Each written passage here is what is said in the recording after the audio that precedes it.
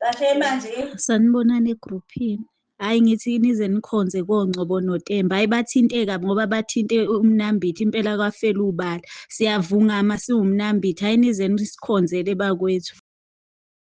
Awu sifile thina Nkosi yami, sifile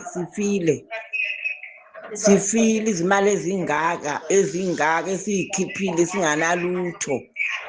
Khona manje bengino 40,000 manje nginganalutho, ngangithembile ngithi ngizovala ikhala emzini wami, hawu lutho. Ngilambe kwangoku, ngilambe esiswini kwangoku.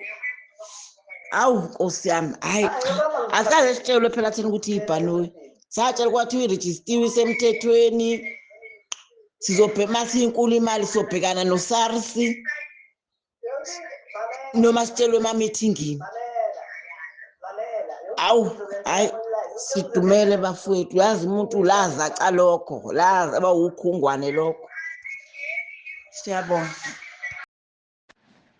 Ngidliwe kama-invest nge-RNK futhi ngeke imali engaka basitshele ukuthi i-anti-team ne-RNK itekutoshintsha timpilo tetfu kanti betekutosihlukubeta phela kusihlukubeta loku lebakwentile cause inyalo sigcilatekile si-stress bogogo labanye bebanaboshukela ngikhumbula i-presentation yokugcina labo Ngcobo bete khona la kithi eNelspruit.